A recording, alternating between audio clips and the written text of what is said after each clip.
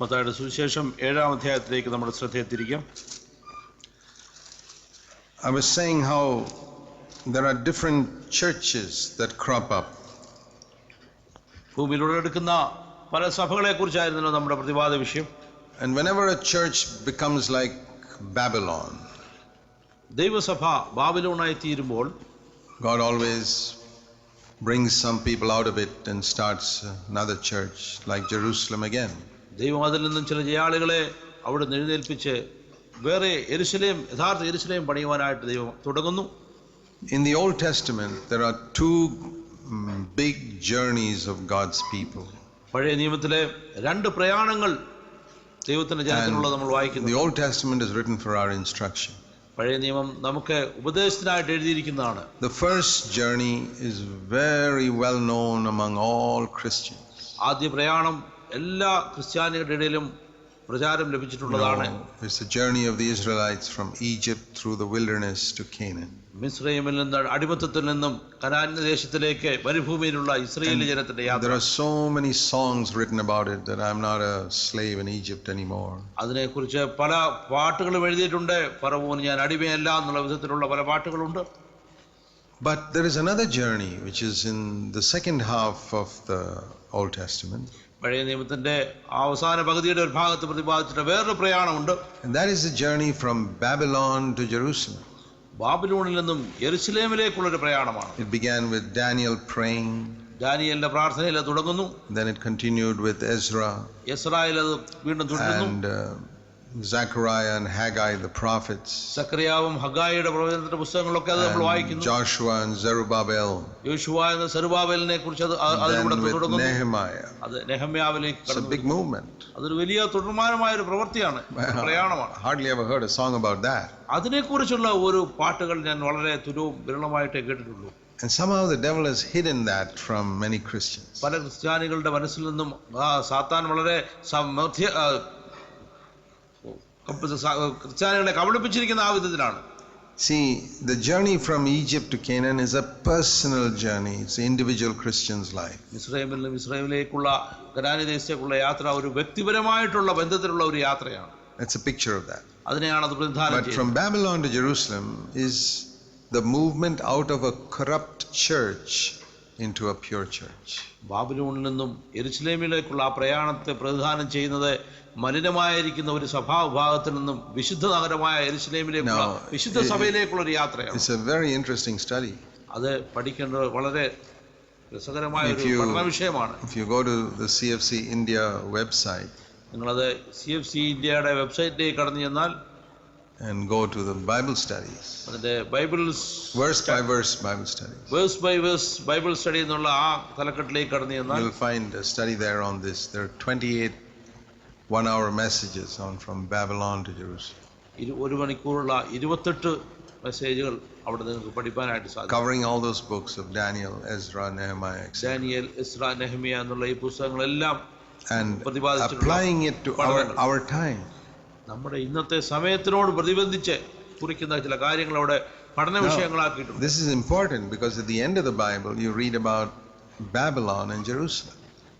വെളിപ്പാട് പുസ്തകത്തിലെ തിരുവചനത്തിന്റെ അവസാന പുസ്തകത്തിൽ വായിക്കുന്നത് ബാബിലോണിനെ കുറിച്ചും യെരുശലേമിനെ കുറിച്ചുമുള്ള കാര്യങ്ങളാണ്. One is a corrupt church and the other is a pure church. ഒന്ന് മലിനമായ സഭ, മറ്റേത് വിശുദ്ധ സഭ. And as I said, the first time hallelujah comes in the Bible is when Babylon is destroyed. Hallelujah ആദ്യമായിട്ട് തിരുവചനത്തിൽ നമ്മൾ വായിക്കുന്നത് വെളിപ്പാട് പുസ്തകത്തിലാണ്. But most of the people who say hallelujah today are not saying that because of Babylon is destroyed.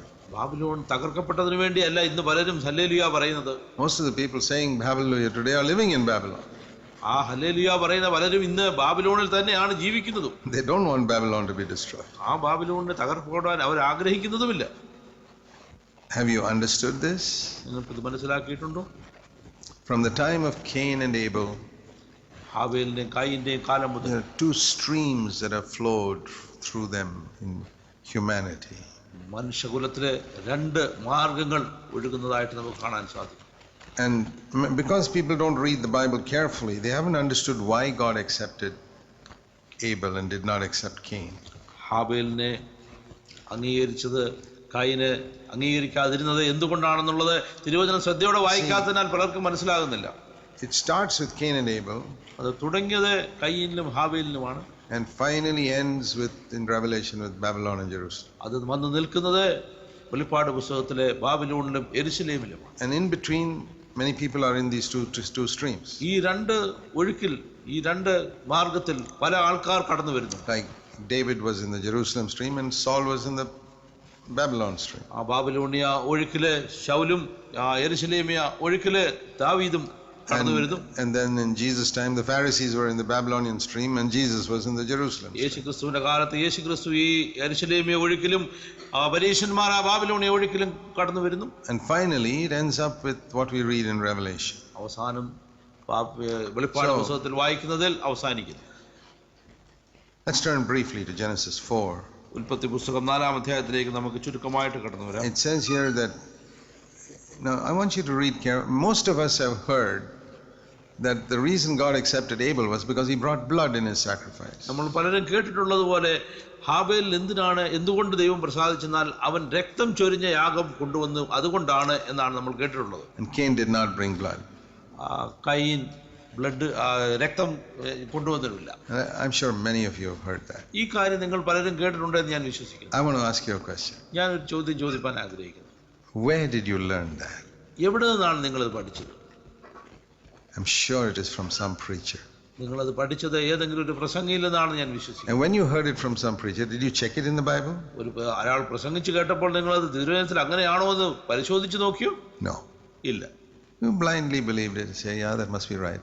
നിങ്ങളത് കണ്ണുമടച്ച് വിശ്വസിച്ചിട്ട് പറയും അത് ചിലപ്പോൾ ശരിയായിരിക്കും. 10 preachers say the same thing, so you say it must be right. 10 പ്രസംഗങ്ങൾ ഒരേ കാര്യം ഉരുവിടുമ്പോൾ നിങ്ങളത് സത്യമാണെന്ന് വിശ്വസിക്കും. This is how many believers believe what they believe today. ഇന്ന് പലരും വിശ്വസിച്ചിരിക്കുന്ന പല കാര്യങ്ങളും ഇപ്രകാരം വിശ്വസിച്ചവയുമാണ്. It says about the Berean Christians in Acts 17.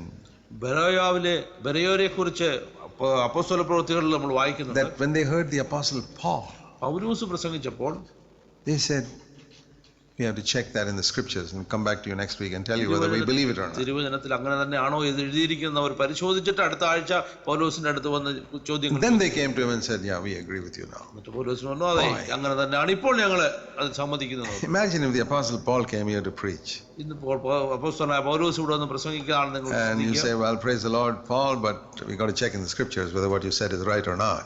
കാര്യങ്ങളൊക്കെ ശരിയാണ് സഹോദരൻ പൗലോസേ, പക്ഷേ ദൈവത്തിന്റെ വചനത്തിൽ ഇപ്രകാരം തന്നെയോ നിങ്ങൾക്ക് പരിശോധിക്കേണ്ടിയിരിക്കും. And then I'll tell you next week after studying it. അത് പഠിച്ചതിന് ശേഷം അടുത്ത ആഴ്ച ഞാൻ പറയും. I can imagine they must have spent a lot of time studying the scriptures that week. തിരുവചനം പഠിപ്പാനായിട്ട് അവർ ആ ആഴ്ചയിൽ ധാരാളം സമയം ചിലവഴിച്ചു കാണും. Today we have a group of lazy Christians.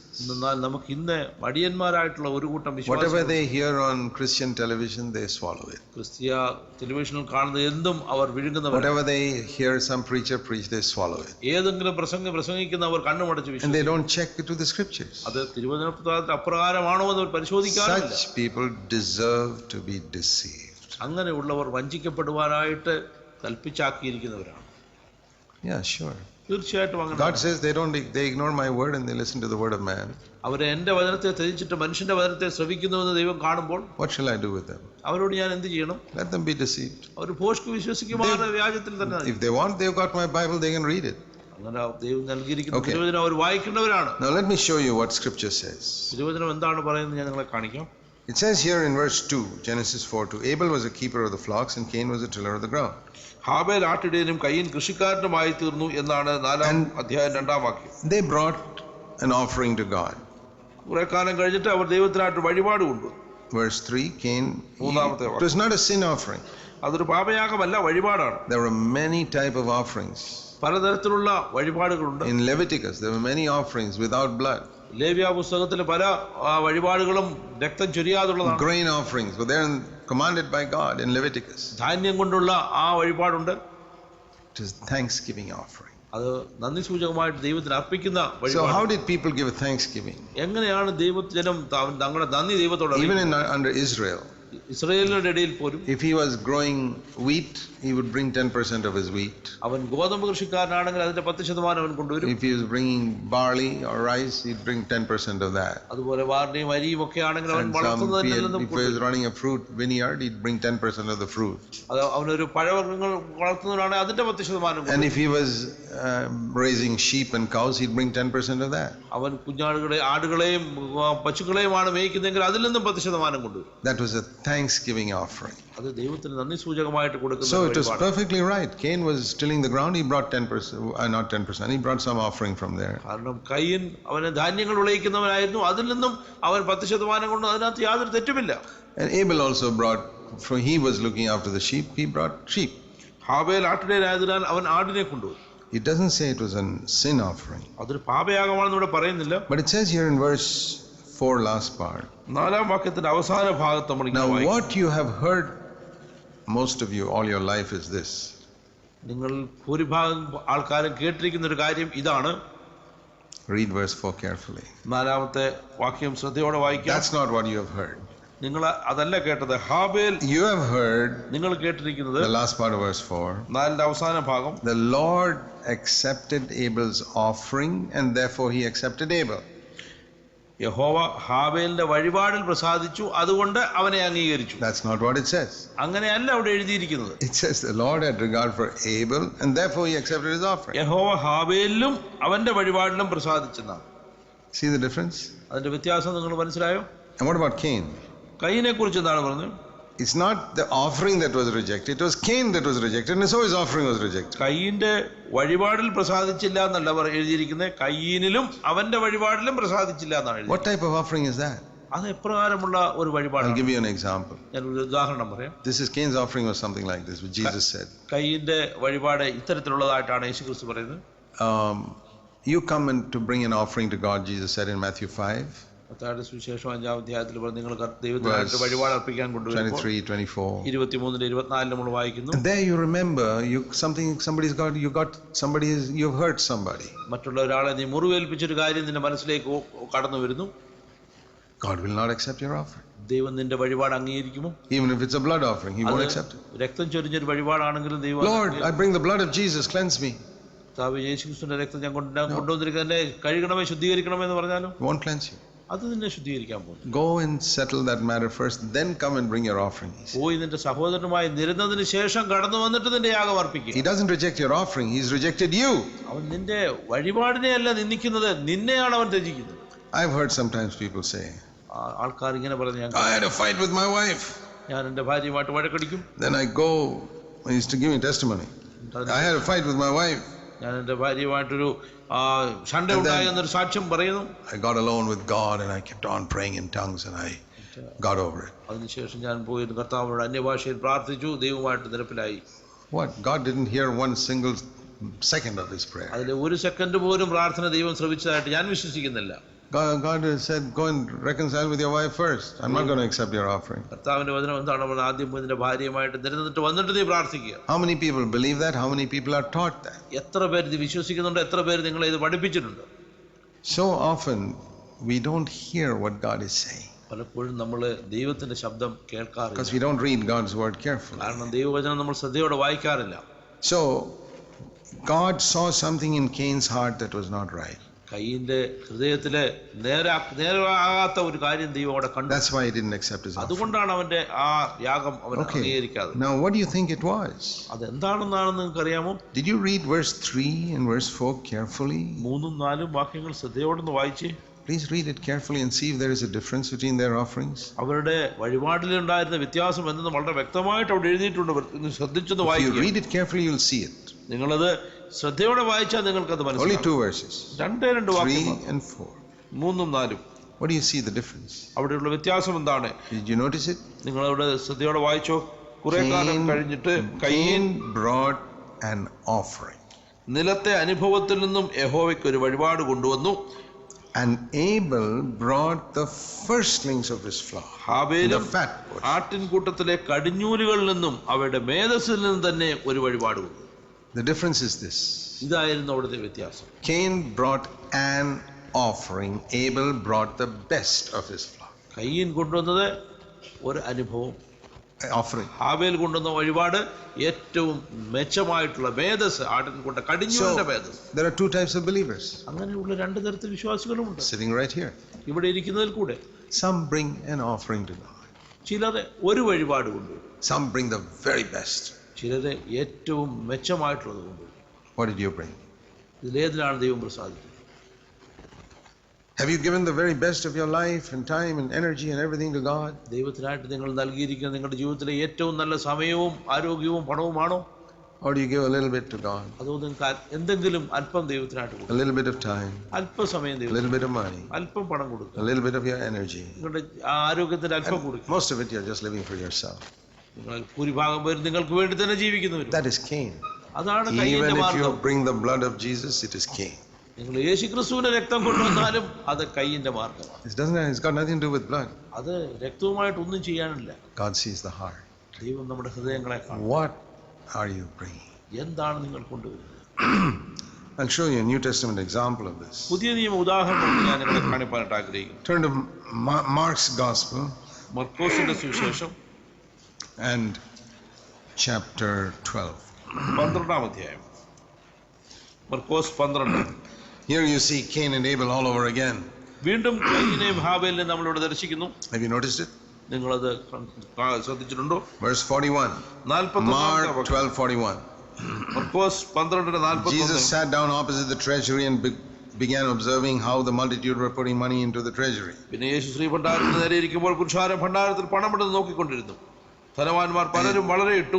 Yeah, that's the rich people were putting in huge amounts. ധനവാന്മാർ വളരെ ഇട്ടതായിട്ടാണ് കാണുന്നത്. They probably make sure that other people saw it. എല്ലാവരും കണ്ടു എന്നുള്ള കാര്യം അവരത് ഉറപ്പാക്കുകയും ചെയ്തു.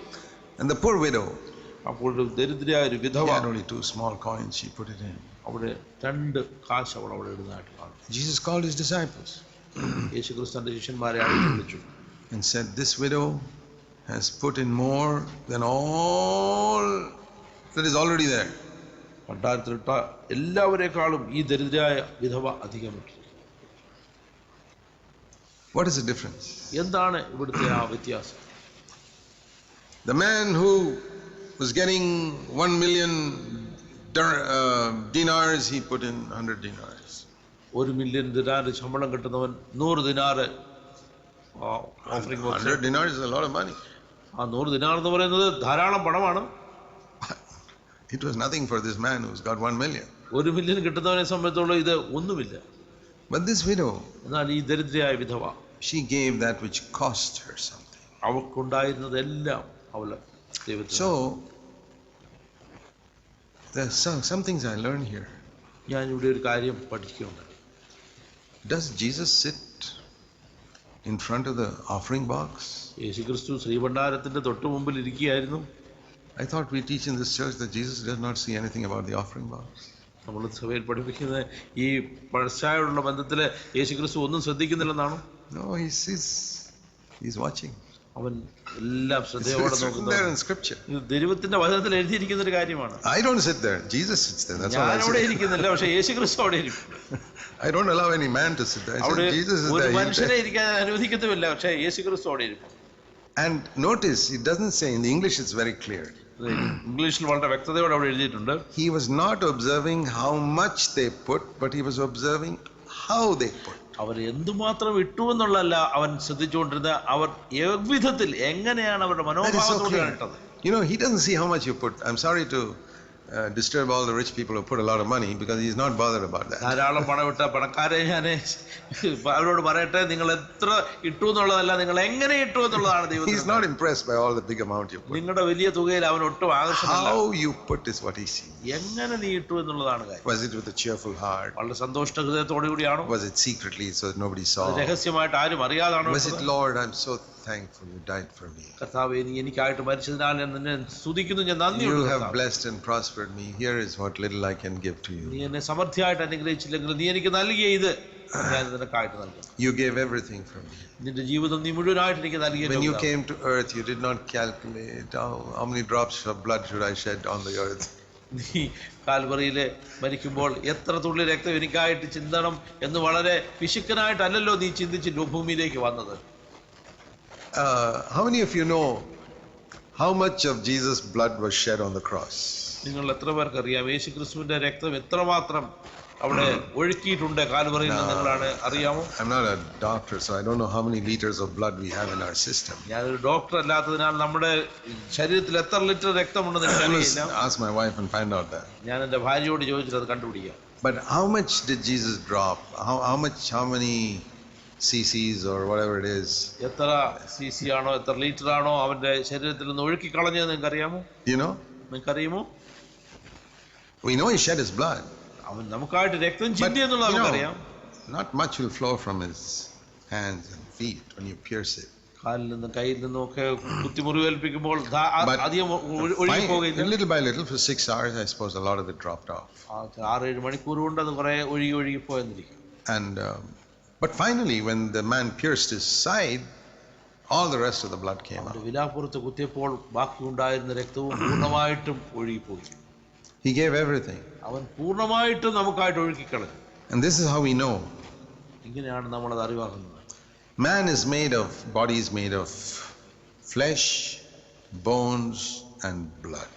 മനുഷ്യ ശരീരം നിർമ്മിച്ചിരിക്കുന്നത് അവന്റെ ശരീരത്തിലെ രക്തം, മജ്ജ, മാംസം, എല്ല്. But Jesus, after his resurrection, യേശു ക്രിസ്തുവിന്റെ ഉയർത്തെഴുന്നേൽപ്പിന് ശേഷം he says to his disciples in verse 30, Luke 24:39. ലൂക്കോസിന്റെ സുവിശേഷം 24:31. He's trying to prove to them, I'm not a spirit. ഞാനൊരു ആത്മാവല്ല എന്ന് അവന്റെ ശിഷ്യന്മാർക്ക് അവൻ വെളിവാക്കി കൊടുക്കുന്നത് അങ്ങനെയാണ്. I've got a real body. അവന് യഥാർത്ഥ ശരീരമുണ്ടെന്ന് അവൻ വെളിവാക്കി Luke കൊടുക്കുന്നു. 24:39. ലൂക്കോസിന്റെ സുവിശേഷം And you see 24:39. here, I've got flesh and bones. എന്റെ കൈയും കാലും നോക്കി അറിവീൻ, എന്നെ തൊട്ടു നോക്കുവാൻ, എന്റെ മാംസവും അസ്ഥിയും തൊട്ടു നോക്കുവാൻ അവൻ പറയുന്നു. Where's the blood? അവിടെ രക്തം എവിടെയാണ്? It's not there. ഇവിടെ രക്തമില്ല.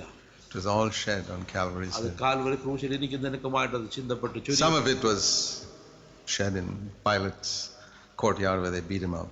അവനെ അടിച്ചു മുറിവേൽക്കുന്ന പീലാത്തോസിന്റെ ആ നടുത്തളത്തിൽ അതുണ്ടായി. But what I'm trying to say is he didn't come with this attitude, how many drops of blood do I have to give? ഏറ്റവും കുറച്ച് രക്തം എനിക്ക് ചിന്താൻ കഴിയുമെന്നുള്ള ആ ഒരു മനോഭാവത്തിലല്ല യേശു ക്രിസ്തു സ്വർഗത്തിൽ നിന്ന് ഭൂമിയിലേക്ക് വന്നത്. Father said all of it. പിതാവിന്റെ പറഞ്ഞു മുഴുവനായിട്ട് നീ ഒഴുക്കിക്കളയും. Okay. അവൻ പറഞ്ഞു ശരി അങ്ങനെ. And he who gave all his blood for me, എനിക്കായിട്ട് തന്റെ രക്തം മുഴുവനും ഊറ്റിക്കളഞ്ഞവൻ, what do I give? അവനായിട്ട് ഞാൻ എന്ത് നൽകും? My life first of all. പ്രാഥമികമായിട്ട് എൻ്റെ ജീവിതം മുഴുവൻ. You know, I once was speaking to all the brothers in CFC in Bangalore. CFCയിലെ സഹോദരന്മാർ ഒരിക്കൽ പ്രസംഗിച്ചുകൊണ്ടിരുന്ന ഞാൻ ഓർക്കുന്നു. You know, we have a lot of PhDs and very clever people in our church. ഞങ്ങളുടെ സഭയിൽ ധാരാളം PhD ഉള്ള ബുദ്ധി കൂർമ്മതയുള്ള പല സഹോദരന്മാരുണ്ട്. And just for your information, to balance them out, we have at least one totally illiterate person who can't even read. അതുകൊണ്ട് അതിനോട് സന്തുലിതാവസ്ഥ പ്രാപിക്കാനായിട്ട് ഞാൻ പറയട്ടെ, ഞങ്ങളുടെ സഭയിൽ അക്ഷരാഭ്യാസമില്ലാത്ത ഒരു വ്യക്തി ഏറ്റവും At least one, there may be more, I don't know. But who can't even read the Bible. തിരുവചനം വായിക്കാൻ അറിയാത്ത ഒരു വ്യക്തിയാണ് അദ്ദേഹം. All believers. രണ്ടുപേരും And വിശ്വാസികൾ. all are equal. അവിടെ സഭയിൽ എല്ലാവരും And if you തുല്യരുമാണ്. come and look at them, you will not be able to say who is the PhD and who is the illiterate. നിങ്ങൾ സഭയിൽ കടന്നു വന്ന് ആരാണ് PhD-കാരനെന്നോ ആരാണ് വിദ്യാഭ്യാസം ഇല്ലാത്തവനെന്നോ നിങ്ങൾക്ക് തിരിച്ചറിയാൻ സാധ്യവുമല്ല. We are the body of Christ. കാരണം ഞങ്ങൾ കർത്താവിന്റെ ശരീരമാകുന്ന സഭയാണ്. What I told them was, ഞാൻ അവരോട് പറഞ്ഞത് ഇത്തരത്തിലാണ്. see, you guys who got a PhD, you got such a brilliant brain. സഹോദരന്മാരെ, നിങ്ങൾക്ക് ഈ PhD ഉള്ള നിങ്ങൾക്ക് നല്ല ബുദ്ധി കൂർമ്മതയുണ്ട്. You software engineers and all, what a brilliant brain you got. നിങ്ങൾക്ക് നല്ല ബുദ്ധിയുള്ള തലയുള്ളവരാണ് ഈ സോഫ്റ്റ്വെയർ എഞ്ചിനീയേഴ്സ് ഒക്കെ. You people who do business, what a brilliant brain you have to make money. നിങ്ങൾക്ക് പണം ഉണ്ടാക്കുന്ന ബിസിനസ്സുകാരന്മാർക്ക് നിങ്ങൾക്ക് നല്ല തലമണ്ടയുള്ളവരാണ്. I say, how many of you have used that brilliant brain to study God's word? ദൈവത്തിന്റെ വചനം പഠിപ്പാനായിട്ട് ഈ ബുദ്ധി എത്രത്തോളം നിങ്ങൾ ഉപയോഗിക്കുന്നുണ്ട്? You use it for the world so much. നിങ്ങൾ ലോകത്തിനായിട്ട് ധാരാളം ഉപയോഗിക്കുന്നു. You use it to get degrees and money. നിങ്ങൾക്ക് ഡിഗ്രി ലഭിക്കാനും പണം ലഭിക്കാനുമായിട്ട് നിങ്ങൾ Why not use it also to study God's word? എന്തുകൊണ്ട് ദൈവത്തിന്റെ വചനം And പഠിക്കാനായിട്ട് to നിങ്ങൾ understand God's word ദൈവത്തിന്റെ വചനം and മനസ്സിലാക്കുവാനായിട്ട് share it with others. മറ്റുള്ളവരുമായിട്ട് പങ്കുവെക്കുക. See, are you going to stand before God and say, Lord, I gave all the abilities you gave me for the world, but I didn't give much for you? കർത്താവ് നീ എനിക്ക് തന്ന കഴിവുകളൊക്കെ ഞാൻ ലോകത്തിനായിട്ട് ചിലവഴിച്ചു, നിനക്കായിട്ട് ഞാൻ ഒന്നും ചിലവഴിച്ചില്ലെന്ന് പറയുമ്പോൾ എത്ര ലജ്ജായോടുകൂടി നീ അവന്റെ മുമ്പാകെ നിൽക്കേണ്ടി. When it says these rich people put something into the treasury box, ഈ ധനവാന്മാരെ വളരെ പണപ്പെട്ടിയിൽ ഇടുന്ന കാണുമ്പോൾ they had so much more. കാരണം അവർക്ക് വീണ്ടും Like ധാരാളം I said, the ഇരിപ്പുണ്ട്. man's got $1 million and he puts 100 in. ആ 1 മില്യൺ ശമ്പളമുള്ളവൻ 100 ദിനാർ ഇട്ടത് കാര്യം നമ്മൾ പറഞ്ഞതുപോലെ This man has got such a brilliant mind. ഇവന് ധാരാളം അറിവുള്ള, It's like being a millionaire in the mind. അത് പണത്തോടുള്ള ബന്ധത്തിൽ അവന് In the mind. അവന്റെ മനസ്സിലെ മില്യൻസ് ഉണ്ട്, നിക്ഷേപമുണ്ട്. And he uses a little bit of that for God. അതിൽ നിന്നും അവൻ അല്പം മാത്രം, അവന്റെ ആ മനസ്സിൽ നിന്നും അല്പം മാത്രം ദൈവത്തിനായിട്ട് ഉപയോഗിക്കും. And most of that million is used for the world. ആ ഭൂരിഭാഗവും അവൻ ഈ ലോകത്തിനായിട്ട് To ഉപയോഗിക്കും. get on in his profession. അവന്റെ ജോലി സ്ഥലത്ത് Get on to make money. അവന്റെ പണസമ്പാദനത്തിനായിട്ട്. I'm not saying we shouldn't do it. We should. നിങ്ങൾ ചെയ്യരുതെന്ന് ഞാൻ പറയുന്നില്ല. But if God has given you such a clever mind, why not use it for scripture too? എന്നാൽ അത്രയൊരു ബുദ്ധി നിനക്ക് ദൈവം നൽകിയിട്ടുണ്ട്, എന്തുകൊണ്ട് തിരുവചന പഠനത്തിനായിട്ട് നിനക്ക് ഉപയോഗിച്ചുകൂടാ? We can't glory if we are clever. നമ്മള് ബുദ്ധി കൂടുതലുള്ളവരാണെന്നുള്ള നമ്മൾ അഭിമാനം കൊണ്ട് കാര്യം. It's a gift of God, just like the color of our skin or height or anything. അത് ദൈവത്തിന്റെ ദാനമാണ്. നമ്മുടെ ത്വക്കിന്റെ നിറം പോലെ, നമ്മുടെ പൊക്കത്തിന്റെ അളവ് പോലെ. You can't glory if you are tall. നീ പൊക്കമുള്ളവരായത് God made you like കഴിയില്ല, കാരണം ദൈവം നിന്നെ അങ്ങനെ If സൃഷ്ടിച്ചു. your color is fair, you can't glory in it. God made it. നീ വെളുത്തവനാണെങ്കിൽ അതിനകത്ത് നീ മഹത്വം എടുക്കണ്ട, കാരണം ദൈവം നിന്നെ അങ്ങനെ സൃഷ്ടിച്ചു. God has given you intelligence, you can't glory in it. It's a gift. ദൈവം നിനക്ക് ബുദ്ധി നൽകിയെങ്കിൽ നീ ഊറ്റം കൊള്ളണ്ട, കാരണം ദൈവത്തിന്റെ ദാനമാണത്. God gave me intelligence. ദൈവം എനിക്ക് ബുദ്ധി നൽകിയിട്ടുണ്ട്. I found I was clever when I was in the Navy. ഞാൻ നേവിയിലായിരുന്നപ്പോൾ എനിക്ക് മനസ്സിലായി ഞാൻ ബുദ്ധിയുള്ളവനാണ്. But I said, God didn't give me that cleverness only to earn my living. ആ ബുദ്ധി എനിക്ക് ദൈവം തന്നത് എന്റെ ധനസമ്പാദനത്തിന് വേണ്ടി മാത്രമല്ല, but to study the word. ദൈവത്തിന്റെ വചനം പഠിക്കാൻ കൂടിയാണ്. And to know. I said, Lord, I'm not going to stand before you one day and say I used all my mind for the word. ഞാൻ ഒരു നാളെ നിന്റെ മുമ്പിൽ നിന്നിട്ട് എന്റെ ബുദ്ധി മുഴുവനും എന്റെ സ്വതന്ത്രമായിട്ട് ധനസമ്പാദനത്തിനായിട്ട് just a small bit of my mind I put in the offering box for God. എന്റെ മനസ്സിന്റെ ഒരു ചെറിയൊരു ഭാഗം മാത്രം ഞാൻ ശ്രീഭണ്ഡാരത്തിൽ ഇട്ടെന്നും പറയാനില്ല. If I want, I can devote my mind to study the word. എനിക്ക് ആവശ്യമുണ്ടെങ്കിൽ എന്റെ ആ മനസ്സിനെ ദൈവവചനത്തിനായിട്ട് എനിക്ക് തിരിക്കാനും പഠിക്കാനുള്ള സമയത്തിനായിട്ട് and my time. എന്റെ സമയവും. If I spend so much of my time for worldly things and a little bit I give to God. ലോകത്തിനായിട്ട് ഞാൻ എന്റെ സമയം പൂർണ്ണമായിട്ട് കൂടുതൽ ചിലവഴിക്കുകയും ദൈവത്തിനായിട്ട് അല്പം മാത്രം നൽകുന്നവരാണ്. That's the difference between Cain and Abel, and I hope you've understood the difference today. അതാണ് കായീനും ഹാബേലും തമ്മിലുള്ള വ്യത്യാസം. അത് നിങ്ങൾക്ക് ശരിയായ രീതിയിൽ മനസ്സിലാക്കി. That's the difference between all these rich Pharisees and this poor widow. അതാണ് ഈ ധനവാന്മാരെ പരീശന്മാരും ദരിദ്രയായ വിധവയും തമ്മിലുള്ള വ്യത്യാസം. Not how much you give to God, but how. നിങ്ങൾ എത്രത്തോളം കൊടുത്തു എന്നുള്ളതിൽ എങ്ങനെ കൊടുത്തു എന്നുള്ളതാണ് കാര്യമാക്കുന്നത്. In the Old Testament law, important thing was how much you give. പഴയ നിയമത്തിലെ ആ ന്യായപ്രമാണത്തിന്റെ ബലത്തിൽ നിങ്ങൾ എത്ര കൊടുത്തു എന്നുള്ളതായിരുന്നു കാര്യം. Actually, if you calculate all the offerings, it was not 10%, it was at least 20%. നിങ്ങൾ അതെല്ലാം കൂടെ കണക്ക് കൂട്ടി കഴിഞ്ഞാൽ വെറും 10% ഏകദേശം. All the Old Testament people had to give at least 20% in various things. പഴയ നിയമവിശ്വാസികൾ എല്ലാവരും 10% കുറഞ്ഞ പക്ഷം 20% കൊടുക്കണം. But the New Testament, it's not how much. എന്നാൽ പുതിയ നിയമത്തിൽ അത് എത്ര എന്നുള്ളതല്ല, how, എങ്ങനെയെന്നുള്ളതാണ്. Do you give cheerfully? നീ സന്തോഷ ഹൃദയത്തോടെ കൊടുക്കുന്നു. Do you give secretly? നിങ്ങൾ രഹസ്യത്തിൽ കൊടുക്കുന്നു. Do you give sacrificially? അത് നീ യാഗപീഠത്തിൽ വെച്ച് കൊടുക്കും. And not first of all your money, പ്രാരംഭമായിട്ട് നിന്റെ പണമല്ല, your body, നിന്റെ ശരീരമാണ്, and your mind, നിന്റെ മനസ്സ്, and then other things. മറ്റു കാര്യങ്ങൾ.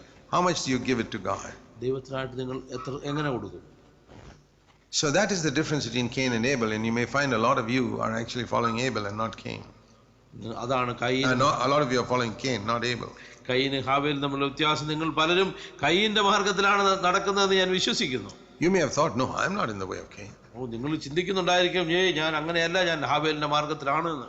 See, Jude writes, book of Jude. യൂദായുടെ പുസ്തകം.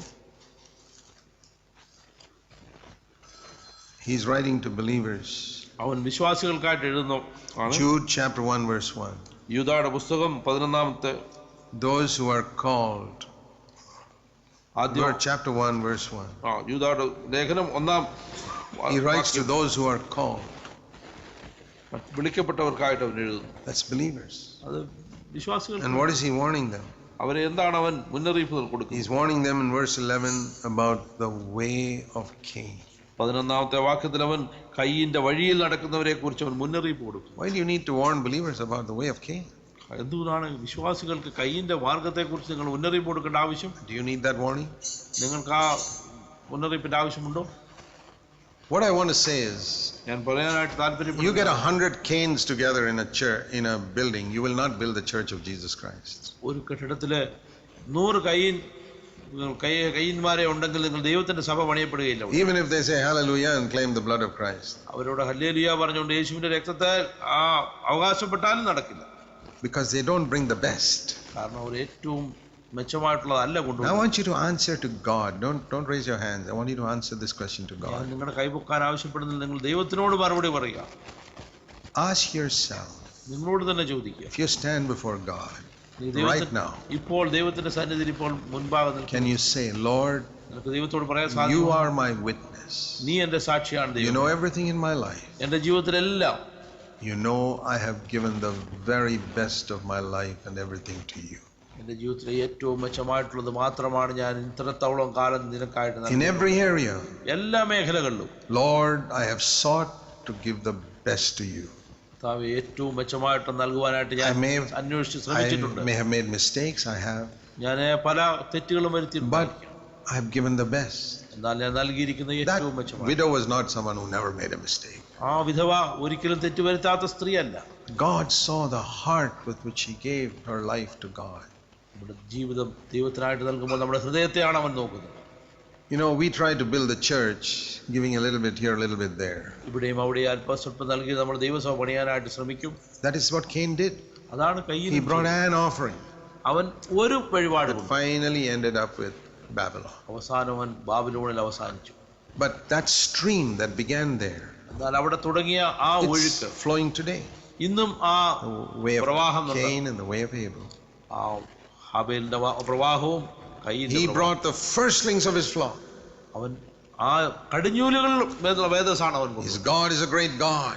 ദൈവം അത്യുന്നതനായ He said, I must give him the best. അത്യുന്നതനായ ദൈവത്തിന് ഞാൻ ഏറ്റവും മെച്ചമായിട്ടുള്ള കടിഞ്ഞൂലിനെ തന്നെ നൽകുമെന്ന് അവൻ പറഞ്ഞു. Why do we read the Old Testament? എന്തിനു വേണ്ടിയാണ് നമ്മൾ പഴയ നിയമം Because വായിക്കുന്നത്? the way Israel went is the way the church is also going. Israel ജനം കടന്നുപോയ മാർഗത്തിലാണ് ദൈവസഭയും കടന്നുപോയിക്കൊണ്ടത്. Book of Joshua is like the book of Acts in the beginning. യോശുവയുടെ പുസ്തകം അപ്പോസ്തല പ്രവൃത്തികളുടെ പുസ്തകം പോലാണ്.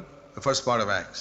അപ്പോസ്തല With പ്രവൃത്തികളുടെ great പ്രാരംഭം. power, like they went into the land of Canaan. കനാന്യ ദേശത്തേക്ക് അവർ കടന്നു പോകുന്നത് വളരെ ശക്തിയോടുകൂടി. Great power, the apostles witnessed about Christ. വളരെ ശക്തിയോടെ അപ്പോസ്തലന്മാരെ ദൈവത്തെ യേശുക്രിസ്തുവിനെ സാക്ഷീകരിക്കുന്നു. Then you read the history of Israel for the next 1500 years. അടുത്ത 1500 വർഷക്കാലം ഇസ്രായേലിന്റെ ചരിത്രം നിങ്ങൾ വായിച്ചു പഠിച്ചു. Now and then one prophet would arise, Elijah or Elisha. ഇടയ്ക്കിടയ്ക്ക് എഴുന്നേറ്റ് വരുന്ന ചില പ്രവാചകന്മാർ ഏലിയാവിനെ പോലെ ഏലിശായെ പോലെയുള്ളവർ. And also in Christendom, now and then God will raise up a prophet.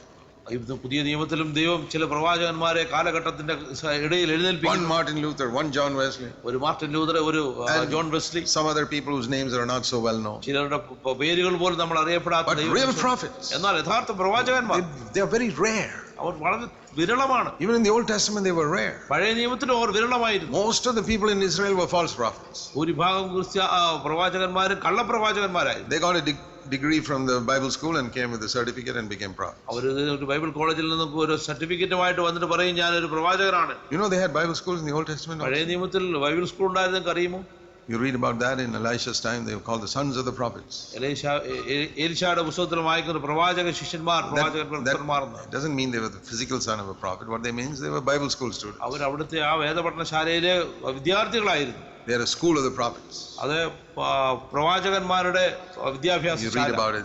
When they were constructing that, only one of their fellows' axe fell into the river and Elisha had to. ആ വേദപാഠശാല പണിയുമ്പോഴാണ് അവരിൽ ഒരാളുടെ ആ കോടാലി അവിടെ ജലത്തിൽ So they had Bible school and all these fellows got their degrees and came out as prophets. They were false prophets. അവിടെയും Bible school ഉണ്ടായിരുന്നു. അവർക്ക് സർട്ടിഫിക്കറ്റുമായിട്ട് വന്നവർ കള്ളപ്രവാചകന്മാരായിരുന്നു. And Jesus never sent his disciples to a Bible school. യേശുക്രിസ്തു ശിഷ്യന്മാരെ വേദപഠനശാലയിലേക്ക് From അയച്ചു. Genesis to Revelation, you never see one true prophet who came out of a Bible school. ഉൽപ്പത്തി മുതൽ വെളിപ്പാട് വരെ നോക്കിയാൽ ഒരു സത്യപ്രവാചകനും ആ ബൈബിൾ സ്കൂളിൽ നിന്ന് വന്നില്ല. Not even one. ഒരു വ്യക്തി പോലും. And in the last 2000 years also it's true. കഴിഞ്ഞ 2000 വർഷക്കാലമായിട്ടും സത്യം. Every true prophet in the history of man has come out of living before God's face. ദൈവത്തിന്റെ മുഖത്തിന് മുമ്പിൽ ജീവിക്കുന്നതിൽ നിന്നും ഉളവായിട്ടുള്ള ശക്തിയുമായിട്ടാണ് സത്യപ്രവാചകന്മാർ ദൈവത്തിന്റെ ഇടയിലേക്ക് ദൈവത്തിന്റെ സഭയിലേക്ക് There was കടന്നത്. only one man in the New Testament who had gone to a Bible school and that was Paul. പുതിയ നിയമത്തിലെ ഒരേ ഒരു വ്യക്തി മാത്രമാണ് വേദപഠനശാലയിലേക്ക് കടന്നു പോയത്, പൗലോസാണ്. He studied 3 years under Gamaliel and got a degree. ഗമാലിയലിന്റെ കാൽക്കലിരുന്ന് പഠിച്ചവന് അവിടുന്ന് ഒരു ബിരുദം സമ്പാദിച്ചിട്ടുണ്ട്. So you read in Galatians 1, God sent him into the desert in Arabia for 3 years to get all that out of his head. Galatia ലേഖനം 1-ാം അധ്യായത്തിൽ വായിക്കുന്നുണ്ട്, അവനെ അതിനുശേഷം 3 വർഷക്കാലം Arabian മരുഭൂമിയിലേക്ക് പോയി അവന്റെ തലയിലുണ്ടായിരുന്നതെല്ലാം ഒഴുക്കിക്കളയുന്ന ആ ഒരു പ്രക്രിയ. I can imagine Paul sitting in the Arabian desert and saying, Lord, why have you brought me here? Paulose Arabian മരുഭൂമിയിൽ ഇരുന്ന് ചിന്തിച്ചു കാണും, ദൈവമേ നീ എന്തിനാണ് എന്നെ ഇവിടെ കൊണ്ടുവന്നത്? The Lord said, you stuffed all that nonsense into your head in Gamaliel's Bible school, now I got to take it out, it takes time. കാരണം ഗമാലിയലിന്റെ കാൽക്കളിൽ നീ അഭ്യസിച്ച ആ അറിവുകളൊക്കെ ഇവിടെ നിന്ന് ഊറ്റിക്കളയേണ്ട ആവശ്യമുണ്ട്. And once it was all cleaned out, then you could be a prophet. അതെല്ലാം മാറ്റപ്പെട്ട് കഴിഞ്ഞതിന് ശേഷം നിനക്ക് എന്റെ ഒരു പ്രവാചകനായി തീരാം. So the many things we learned from the history of the Old Testament, പഴയ നിയമത്തിന്റെ ചരിത്രത്തിൽ നിന്ന് പഠിച്ച പല the കാര്യങ്ങളും, mistakes that Israel made. Israel ചെയ്ത തെറ്റുകൾ. Do you know what the false prophets were after most of the time in the Old Testament? കള്ളപ്രവാചകന്മാർ എല്ലായ്പ്പോഴും എന്തിനു പറയുകയായിരുന്നു അറിയുമോ? Money, പണം, honor, ബഹുമാനം, and women. സ്ത്രീകൾ. Same thing in the last 2000 years. കഴിഞ്ഞ 2000 വർഷക്കാലമായിട്ടും കള്ളപ്രവാചകന്മാരുടെ മുഖമുദ്ര ഈ മൂന്ന് You read കാര്യങ്ങൾ. that in the Old Testament, you read in the book of Jeremiah. ജെറമ്യാവിന്റെ പുസ്തകം നിങ്ങൾ വായിച്ചു, യെരമ്യാവിന്റെ പുസ്തകം വായിക്കുക, നിങ്ങൾക്ക് അവിടെ കാണാം. Now turn to the last prophet, Malachi. അവസാന പ്രവാചകനായ മലാഖിയുടെ And we can learn something about the last days of Christianity from there. അവിടെ നിന്നും ക്രിസ്ത്യാനിത്വം തുടങ്ങുന്നതായിട്ട് നമുക്ക് കാണുവാനായിട്ട് സാധിക്കും. What is happening in the last days of Israel? ഇസ്രായേലിന്റെ അവസാന ദിനങ്ങളിൽ എന്താണ് Same സംഭവിക്കുന്നത്? thing is happening in the last days in Christendom. ക്രിസ്ത്യ ഗോളത്തിന്റെ അവസാന നാളുകൾ നടത്ത അതേ കാര്യങ്ങളായിട്ട് അവിടെയും സംഭവിച്ചുകൊണ്ടിരുന്നത്. What does the Lord say? എന്താണ് ദൈവം പറയുന്നത്? Verse 6. Chapter 1, verse 6. Malachi 1:6. A son honors his father, a servant his master. മകൻ അപ്പനെയും ദാസൻ യജമാനെയും If I am a father, where is my honor? ഞാൻ അപ്പനെങ്കിൽ എന്നുള്ള If I am ബഹുമാനം, a master, where is my respect? ഞാൻ യജമാനെങ്കിൽ എന്നുള്ള ഭക്തി എവിടെ? But you priests, you despise my name. നിങ്ങളെ എന്റെ നാമത്തെ തുച്ഛീകരിക്കുന്ന പുരോഹിതന്മാരെ നിങ്ങളോട് ചോദിക്കുന്നു. And you say, അതിന് നിങ്ങൾ how have we despised your name? എങ്ങനെ നിങ്ങൾ എന്റെ നാമത്തെ തുച്ഛീകരിക്കുന്നു ചോദിക്കും. Okay, I'll tell you. ഞാൻ പറയട്ടെ. The Lord says, ദൈവം പറയുന്നു, verse 8, 8-ാം വാക്യം, you present the blind and the lame and the sick as a sacrifice. നിങ്ങൾ കണ്ണുപൊട്ടിയതിനെ യാഗം കഴിപ്പാൻ കൊണ്ടുവന്നാൽ അത് ദോഷമല്ല, നിങ്ങൾ മുടന്തും ദീനമുള്ളതിനെ അർപ്പിച്ചാൽ അതും ദോഷമല്ല. What does that mean? അതെന്താണ് അർത്ഥമാക്കുന്നത്? You got 100 lambs and you know you got to make an offering to God. നിങ്ങൾക്ക് 100 ആടുണ്ടെന്നിരിക്കുക, അതില് ദൈവത്തിനായിട്ടൊരു വഴിപാട് അർപ്പിക്കേണ്ടതായിട്ട് And അറിയാം. there's one blind one there, old and sick one. പഴയ കണ്ണുപൊട്ടിയ ഒരെണ്ണത്തിനെ നിങ്ങൾ കൊണ്ടുവരൂ. This one's going to die in any case in a few എന്തായാലും days. ഇത് ചാകാൻ പോവാണ്, അതിനെ അർപ്പിച്ചേക്കാം. Before it dies, let me offer it to God. അത് മരിക്കുന്നതിന് മുമ്പായിട്ട് അതിനെ എടുത്ത് ദൈവത്തിന് Now I have യാഗം. to give a bullock also. അതുപോലെ ഒരു കാളയെ നൽകിയിരിക്കുന്നു. I've got 10 bullocks here. 10 കാളകൾ ഇവിടെ ഉണ്ട്. But there's one that's lame, always limping and going. It's a bit of a nuisance for me. എല്ലായ്പ്പോഴും മുടന്തി മറ്റുള്ളവർക്ക് പ്രശ്നം സൃഷ്ടിക്കുന്ന ഒരെണ്ണമുണ്ട്, I'll give it to God. അതിനെ ദൈവത്തിനായിട്ട് കൊടുക്കും. That's what he's saying. അതാണ് ദൈവം ഇവിടെ പറയുന്നത്. You bring the lame and the sick and the blind. ദീനമുള്ളതിനെ എനിക്കായിട്ട് അർപ്പിക്കും. Now the priest, according to the law, was supposed to check all this before. ന്യായപ്രമാണത്തിന്റെ പിൻബലത്തില് അർപ്പിക്കുന്നതിന് മുൻപായിട്ട് പുരോഹിതനെ പരിശോധിക്കണമെന്നാണ് ഉള്ളത്. You have to check detail. എല്ലാം വിശദമായിട്ട് അവൻ പരിശോധിക്കണം. So when this man brought this lame, this sick sheep, ഈ മുടന്തും ദീനമുള്ള ഈ ആടിനെ അവൻ കൊണ്ടുവരുമ്പോൾ, I think before he brought him to the priest, അവൻ പുരോഹിതന്റെ അടുത്തേക്ക് കൊണ്ടുവരുന്നതിന് മുമ്പായിട്ട് he'd give a little envelope to the priest saying, this is for your family. ആ പുരോഹിതന് ഒരു കവർ കൊടുത്തിട്ട് ഇത് നിന്റെ കുടുംബത്തിന് വേണ്ടിയുള്ളതാണ്. Now take the sheep. അപ്പോൾ ഈ ആടിനെ And the priest says, yeah, it's a good sheep.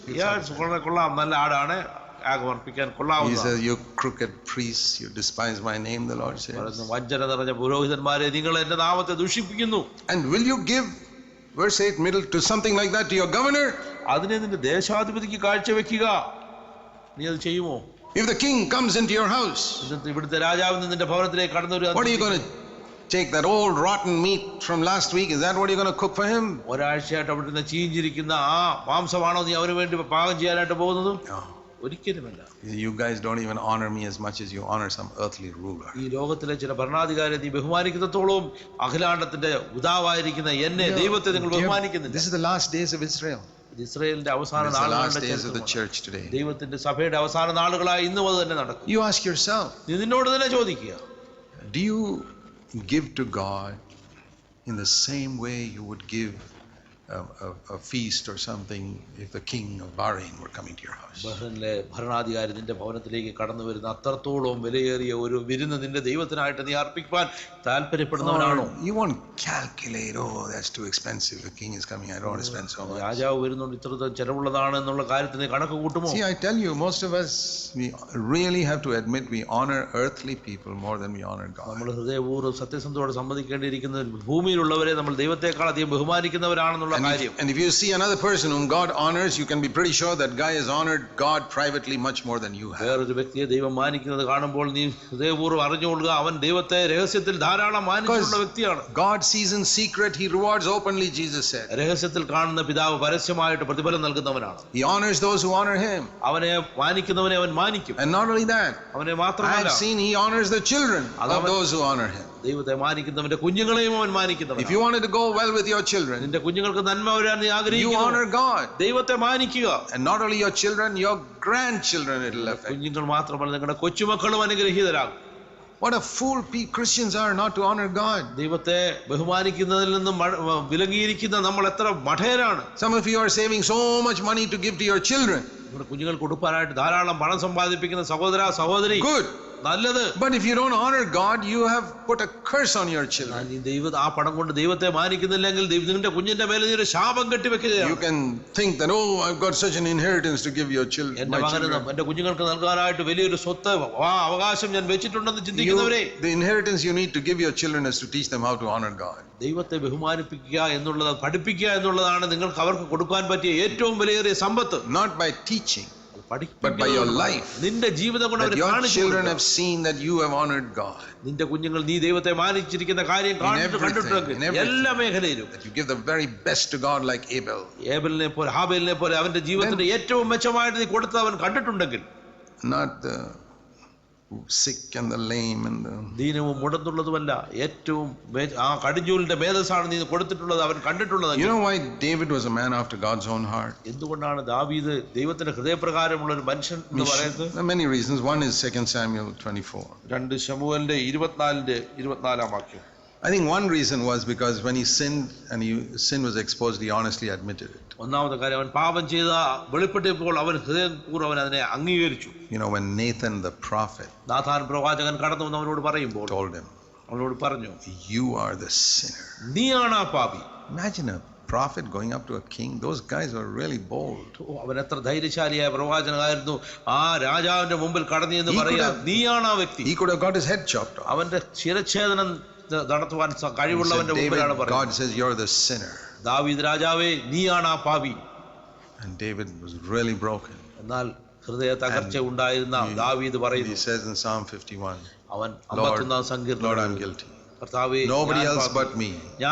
ഞാൻ മാത്രമാണ് അതിന് കുറ്റക്കാരൻ. It's not Bathsheba. അത് ബത്ശീബ അല്ല. God loves such people who are honest, അങ്ങനെ സത്യസന്ധരായവരെ ദൈവം, who don't blame somebody else, മറ്റുള്ളവരെ പഴിചാരാതെ സ്വയം കുറ്റമേറ്റെടുക്കുന്നവർ, but judge themselves. അവരെ തന്നെ വിധിച്ചുകൊണ്ട് ആ കുറ്റമേറ്റെടുക്കുന്നവർ. I told you earlier that one mark of Old Covenant and New Covenant is this. ഞാൻ നിങ്ങളോട് പ്രാരംഭത്തിൽ പറഞ്ഞല്ലോ, പഴയ നിയമവും പുതിയതും തമ്മിലുള്ള ഒരു വ്യത്യാസം ഇതാണ്. That in the Old Covenant they fought with human beings. പഴയ നിയമത്തിൽ അവർ മനുഷ്യനോട് മല്ലടിച്ചിരുന്നു. In the New Covenant we fight with Satan. പുതിയ നിയമത്തിൽ നമ്മൾ സാത്താനെതിരെ പോരാടും. We resist Satan in prayer and when we are tempted. നമ്മൾ പരീക്ഷിതരാകുമ്പോൾ പ്രാർത്ഥനയിൽ സാത്താനോട് നമ്മൾ പോരാടുന്നു. You know, the great zeal with which you fight human beings, if you can direct it towards Satan, you would have got victory long ago. നിങ്ങൾക്കുള്ള വളരെ ഉത്സാഹത്തോടുകൂടി നിങ്ങൾ മനുഷ്യരോട് പോരടിക്കുന്നതിന്റെ പകരമായിട്ട് അതേ ഉത്സാഹത്തിൽ സാത്താനോട് പോരടിച്ചിരുന്നെങ്കിൽ എന്നേ നിനക്ക് പാപത്തിന്റെ മേൽ ജയം ലഭിക്കും. Imagine if all the energy you used to fight against your husband and wife, you used it against the devil, where you would be today. ഭർത്താക്കന്മാരെ നിങ്ങൾ പരസ്പരം പോരടിക്കുന്നതിലുണ്ടായിരുന്ന ആ ഊർജം നിങ്ങൾ പ്രാർത്ഥനയിൽ ചെലവഴിച്ചിരുന്നെങ്കിൽ നിങ്ങളുടെ ഇന്നത്തെ ആത്മീയ അവസ്ഥ എവിടെയായിരുന്നേനെ? Don't you think there's a lot of energy wasted in fighting? നിങ്ങൾ പരസ്പരം മല്ലടിക്കുന്നതിൽ ഊർജം നഷ്ടപ്പെടുന്ന ഒരു കാര്യം നിങ്ങൾക്ക് അറിയുമോ? That energy you could have directed towards Satan. ആ ഊർജത്തെ നിങ്ങൾക്ക് സാത്താനെതിരെ തിരിച്ചുവിട്ടിരുന്നെങ്കിലോ? You would have been a new covenant person. നീ ഒരു പുതിയ നിയമ വിശ്വാസിയായിരുന്നേനെ. In the same way, അതേ മാർഗത്തിൽ തന്നെ in the Old Testament, പഴയ നിയമത്തിൽ you saw in Cain and Abel.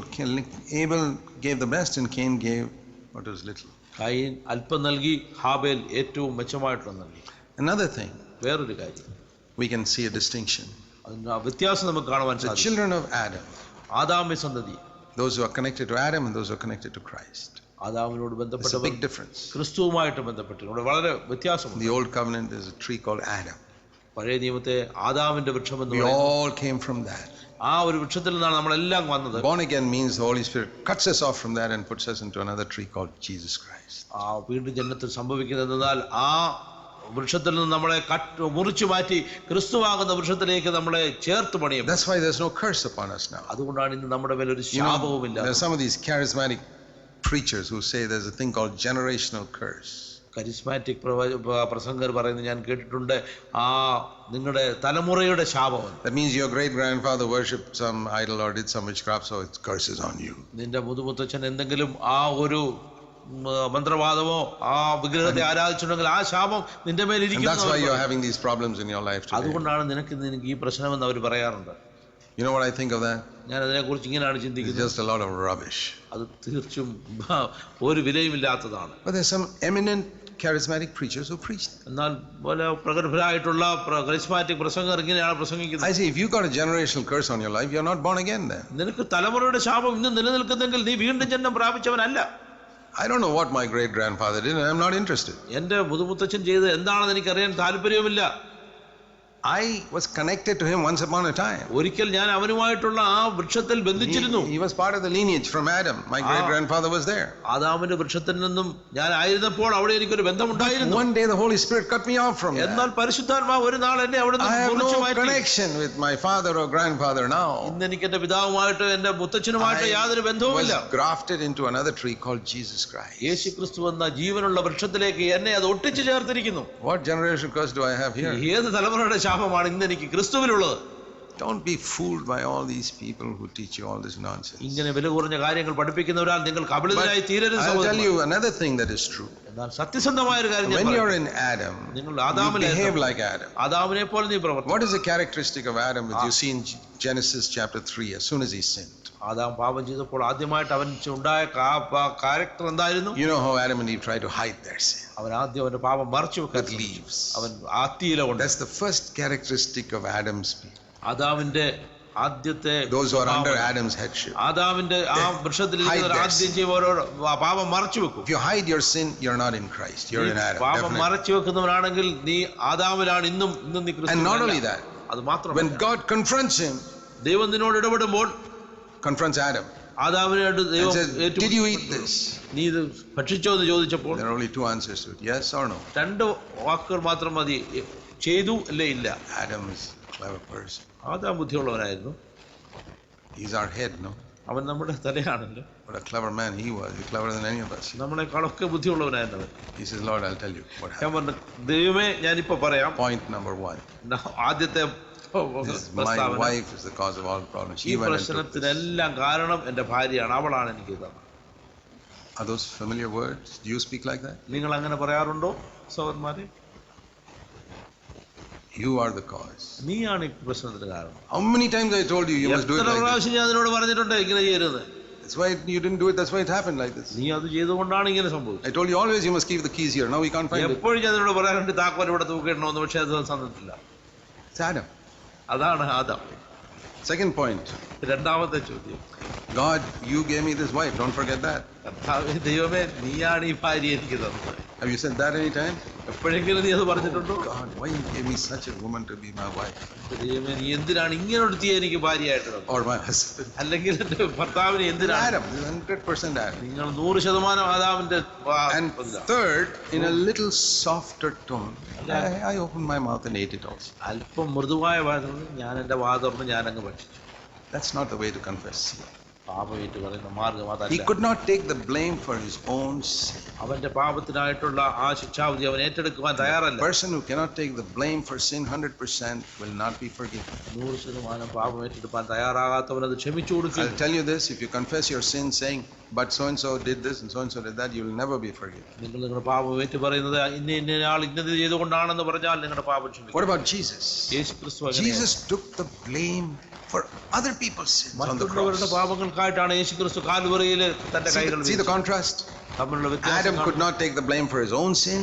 തന്റെ തന്നെ പാപം ഏറ്റെടുക്കാൻ വിമുഖതയുള്ള He had Adam to blame his wife, blame God, blame everything else. ദൈവത്തെയും അവന്റെ ഭാര്യയെയും മറ്റുള്ള എല്ലാത്തിനെയും അവൻ പഴിയായിരുന്നു. The wife also was like that. അവന്റെ ഭാര്യ Of course, she came from his side only. കാരണം അവന്റെ വശത്തുനിന്നാണല്ലോ അവള് She വന്നത്. blames the serpent or the devil or something else. അവളുടെ പാമ്പിനെയും സാത്താനെയും പഴിയായിരുന്നു. Have you ever said this? നിങ്ങൾ എപ്പോഴും Oh, that devil made me do that. ഈ സാത്താനാണ് എന്നെ കൊണ്ട് അത് ചെയ്യിച്ചത്. The blame on the devil. അതെ, പഴി അവന്റെ മേൽ കിടക്കട്ടെ. Why not say, not the devil, I did it? സാത്താനല്ല, ഞാനാണ് ചെയ്യുന്നത് എന്തുകൊണ്ട് പറഞ്ഞുകൂടാ? You'll be forgiven very quickly.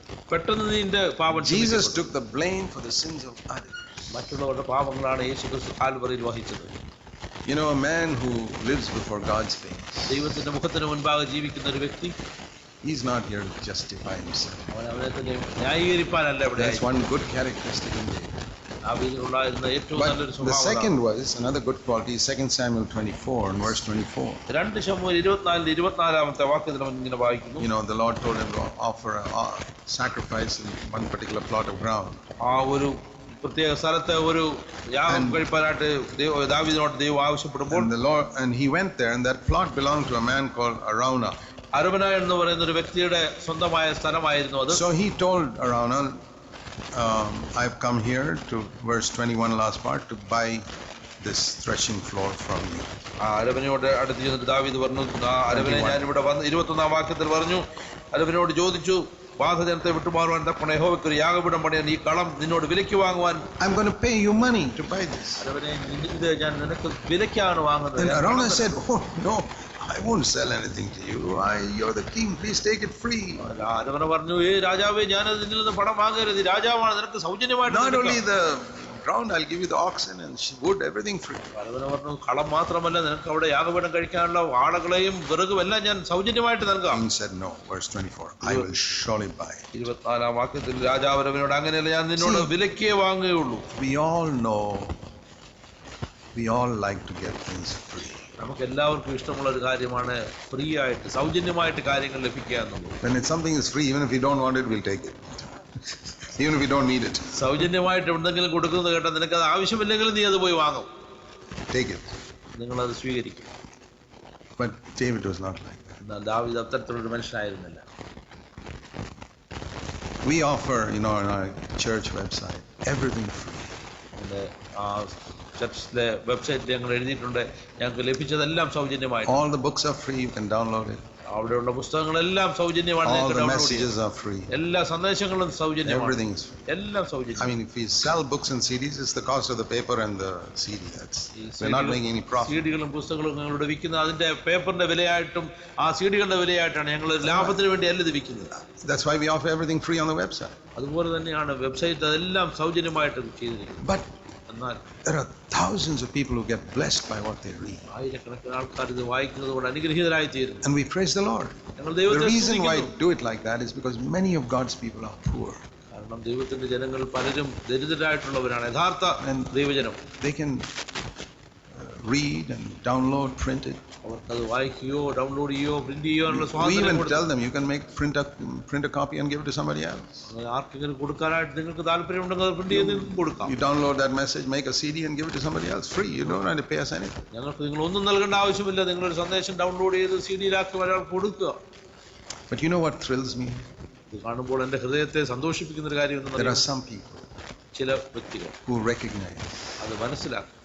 this thing must be costing lakhs of rupees to set up all this. ഈ കാര്യങ്ങൾ ചെയ്യുവാനായിട്ട് ലക്ഷക്കണക്കിന് രൂപ ചിലവായിട്ടുണ്ട് എന്ന് അവർ മനസ്സിലാക്കിയിട്ട് And I have some money. I'll pay for it. എനിക്ക് അതിനായിട്ട് എൻ്റെ കയ്യിൽ പണമുണ്ട്, ഞാൻ അതിനായിട്ട് അവർക്ക് കൊടുക്കാൻ തയ്യാറാണ്. These are the ones who support the website. ഇങ്ങനെയുള്ളവരാണ് ഈ വെബ്സൈറ്റിനെ സപ്പോർട്ട് I ചെയ്യുന്നത്. don't know who they are. ആരാണെന്ന് എനിക്കറിയില്ല, I'm not interested. അതറിയാനുള്ള താല്പര്യവും എനിക്കില്ല. I don't go to the office. I don't check the account. ഞാൻ അവിടെ ഓഫീസിൽ പോയാൽ അക്കൗണ്ട് ചെക്ക് ചെയ്യാറില്ല. But I often wonder, how does this go? എന്നാൽ ഇത് എങ്ങനെ How does this നടക്കും? move on? I mean, it requires a lot of money. കാര്യങ്ങൾ എങ്ങനെ പോകുന്ന ഓർത്ത് ഞാൻ like പലപ്പോഴും our- അത്ഭുതം കൂറിയിട്ടുണ്ട്. Like our conferences, we've had conferences for 34 years. 34 വർഷമായിട്ട് നമ്മുടെ ഞങ്ങൾക്ക് And Bangalore We conference never known Tamil Nadu, so many conferences, there are 2,000 people sometimes who come. തമിഴ്നാട്ടിൽ ചില കോൺഫറൻസിൽ 2000-ൽ ആൾക്കാർ കടന്നു വരാറുണ്ട്. 3 days, 3 ദിവസം we അടുപ്പിച്ച് have free food, free accommodation. അവിടെ ആഹാരവും താമസവും എല്ലാം We സൗജന്യം. never take an offering. ഞങ്ങൾ ഒരിക്കൽ പോലും അവിടെ സ്തോത്ര കാഴ്ച എടുക്കാറില്ല. Just like Jesus fed the 5,000, he didn't take an offering after that. യേശു ക്രിസ്തു 5000 പേരെ പോഷിപ്പിച്ചപ്പോൾ അവൻ അവിടെ ഒരു സ്തോത്ര കാഴ്ച എടുത്തിട്ടല്ല ചെയ്തത്. He used to give it free. അവനത് സൗജന്യമായിട്ട് നൽകി. So we believe that. നമ്മളത് The വിശ്വസിക്കും. word the Lord said was, give them to eat. ദൈവത്തിന്റെ വചനം പറഞ്ഞത് അവർക്ക് ഭക്ഷിപ്പാൻ കൊടുപ്പില്ല. We follow that. ഞങ്ങളത് അനുസരിക്കും. But we've never been in debt till today. എന്നാൽ ഇന്ന് വരെ ഞങ്ങൾ ഒരിക്കൽ പോലും കടബാധ്യതയിൽ Because there are few people like David. ദാവീദിനെ പോലുള്ള I've got a benefit. എനിക്ക് സൗജന്യമായി ലഭിച്ചു, ഞാനത് നൽകി. That was David's attitude. അതായിരുന്നു ദാവീദിന്റെ I'm മനോഭാവം. not going to take it free from you, Your Honor. അലവനാ ഞാൻ നിന്നിൽ നിന്നും If I സൗജന്യമായി was a poor man, I'd take it. ഞാനൊരു ദരിദ്രനായിരുന്നെങ്കിൽ ഞാൻ എടുക്കുമായിരുന്നു. I'm not a poor man. ഞാനൊരു ദരിദ്രനായ വ്യക്തിയല്ല, I'm a rich man. ഞാനൊരു ധനികനാണ്. So I'll pay a price. ഞാൻ വിലയ്ക്ക് വാങ്ങി മാത്രമേ Because I will never give to God that which costs me nothing. എനിക്കൊന്നും ചെലവില്ലാതെ ഞാൻ എൻ്റെ ദൈവമായ യഹോവയ്ക്ക് ഹോമയാഗം കഴിക്കില്ല എന്ന് പറഞ്ഞു. When I was 21 years old and I got baptized in water, ഞാൻ 21 വയസ്സുള്ളപ്പോൾ ജലസ്നാനം ഏറ്റവനാണ്. the Lord gave me a verse. ദൈവം എനിക്കൊരു വചനത്തെ നൽകി. This verse.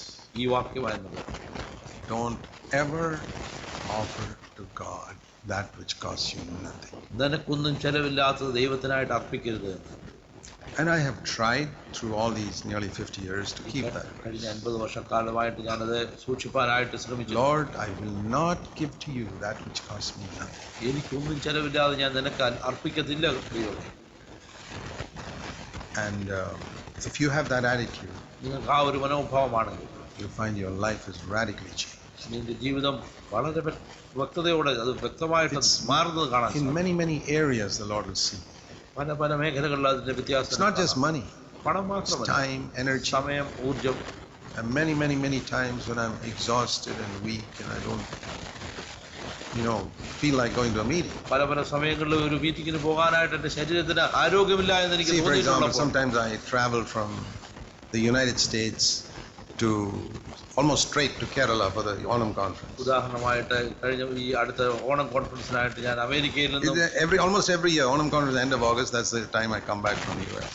സാധാരണ ഓണം കോൺഫറൻസ് നടക്കുന്ന ഓഗസ്റ്റ് അവസാനമാണ്. ആ സമയത്താണ് ഞാൻ അമേരിക്കയിൽ നിന്നും കടന്നു വരുന്നത്. നേരെ കേരളത്തിലേക്ക് ഞാൻ യാത്ര ചെയ്യുന്നു. And when you come through a 12-hour time difference, നിങ്ങൾക്കറിയാമല്ലോ, 12 മണിക്കൂറത്തെ സമയ വ്യത്യാസമാണ് അമേരിക്കയും കേരളവുമായിട്ടുള്ളത്. you're awake at night and you're asleep during the day.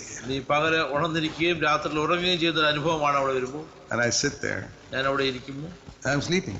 ഞാൻ ഉറങ്ങിപ്പോകാറുണ്ട്. Because my body is not caught up with the Indian time. കാരണം എൻ്റെ ശരീരം ഇതുവരെ ആ ഇന്ത്യൻ സമയവുമായിട്ട് ചേർന്ന് പോയിട്ടില്ല. What shall I do? ഞാൻ എന്ത് ചെയ്യും? I say, Lord, okay, I'll sleep in the meeting till it's time for me to speak, then I'll get up and speak. That's all. ഞാൻ അവിടെ ഇരുന്ന് ദൈവത്തോട് മീറ്റിങ്ങിന് ഞാൻ സംസാരിക്കേണ്ട സമയം വരെ ഞാൻ അവിടെ ഇരുന്ന് ഉറങ്ങും. അതിനുശേഷം എഴുന്നേറ്റ് ഞാൻ സംസാരിക്കും. I know I won't sleep when I'm speaking. ഞാൻ സംസാരിക്കുമ്പോൾ ഉറങ്ങത്തില്ല എന്ന് എനിക്കറിയാം. But I will not offer to God that which costs me nothing. I'm not going to go and sleep. എനിക്ക് വിലയില്ലാത്ത ഒരു കാര്യം ഞാൻ ദൈവത്തിന് അർപ്പിക്കുകയില്ല. എനിക്ക് പോയി കിടന്നുറങ്ങാം. Dear brothers and sisters, പ്രിയ സഹോദരന്മാരെ, recently I was traveling in Europe and I got sick with a cough and a cold. യൂറോപ്പിൽ കൂടെ യാത്ര ചെയ്തുകൊണ്ടിരുന്നപ്പോൾ എനിക്ക് ഒരു അസുഖമുണ്ടായി. It was because I was unwise. I sat out in the cold in Norway talking. ഞാൻ ശൂന്യമായിട്ടൊരു രീതിയിൽ പ്രവർത്തിച്ചു. നോർവേയിലായിരുന്നപ്പോൾ ആ തണുപ്പും കാറ്റും അടിക്കാനായിട്ട് ഞാൻ I sat outside. I should have sat inside. പുറത്തിരുന്ന് സംസാരിക്കാൻ, അകത്തിരുന്ന് സംസാരിക്കണമായിരുന്നു. But it really hit my chest and I was coughing. ആ തണുപ്പ് എൻ്റെ Cold, നെഞ്ചിലടിക്കുകയും my throat was sore.